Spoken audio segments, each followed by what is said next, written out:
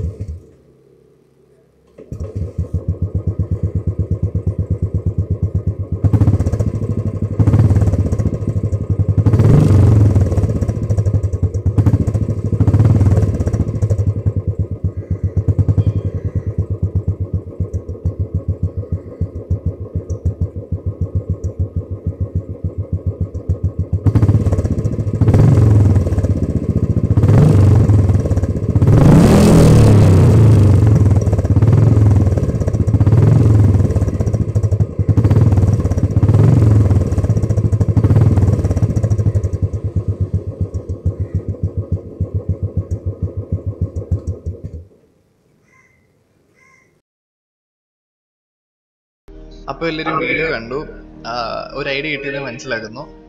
അപ്പോൾ നിങ്ങൾ sound കേട്ടിട്ടുണ്ടായിരിക്കും. Red rooster വെച്ചപ്പോൾ കുറച്ചും കൂടി തമ്പ് ഉണ്ടായിരുന്നു. ഒട്ടും അനോയിങ് ആയിട്ട് തോന്നുന്നില്ല, നല്ല രസമാണ് കേൾക്കാൻ. ഫസ്റ്റ് ഒന്നും വെക്കാതിരിക്കുമ്പോൾ എന്താ ഗെയിം നമുക്ക് വലിയ റെവ് ചെയ്യുമ്പോഴത്തേനും ഭയങ്കരമായിട്ടുള്ള ഫ്രീക്വൻസിയിൽ സൗണ്ട് ട്രിപ്പിക്കലായി പോകും. സ്റ്റോക്ക് വയ്ക്കുമ്പോൾ എങ്ങനെയാ വണ്ടി ഭയങ്കരമായിട്ട് വൈബ്രേറ്റ് ചെയ്യുന്നുണ്ട്, സൗണ്ട് കുറവാണ്, പക്ഷെ വൈബ്രേഷൻ നല്ലോണം അറിയാൻ പറ്റുന്നുണ്ട്. അത് വണ്ടി തന്നെ ഒന്ന് കുലുങ്ങും നമുക്ക് കാണാൻ പറ്റും, ഒന്ന് ശ്രദ്ധിച്ചു നോക്കുന്നുണ്ട് ഞാൻ റെവ് ചെയ്യുന്ന ഒരു പോർഷൻ.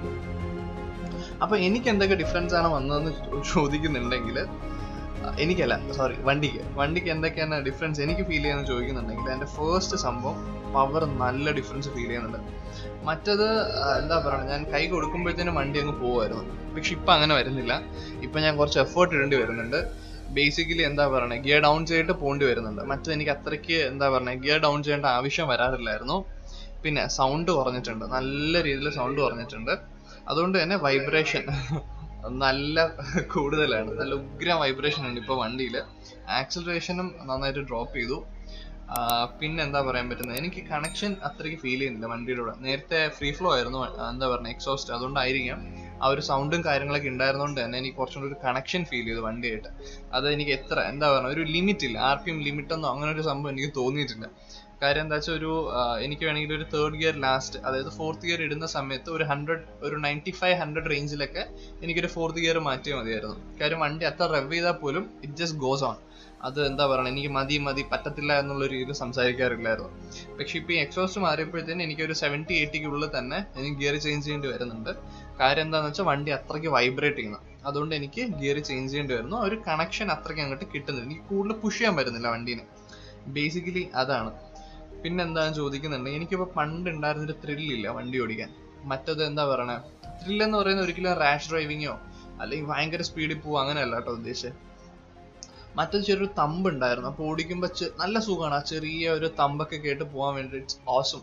അപ്പം ഭയങ്കരമായിട്ട് എൻജോയ് ആയിരുന്നു വണ്ടി ഓടിക്കാൻ. പക്ഷെ ഇപ്പോൾ എൻജോയ്മെന്റ് ഉണ്ടോ എന്ന് ചോദിച്ചാൽ ടു ബി ഓണസ്റ്റ് കുറവാണ്. കാര്യം ഇപ്പോൾ ഞാൻ കുറച്ചും കൂടെ എന്താ പറയുക റാഷ് ഡ്രൈവിംഗ് എന്ന് പറയാൻ പറ്റുന്നില്ല, കുറച്ചുകൂടെ കൈ കൊടുത്ത് ഓടിക്കുന്നുണ്ട്.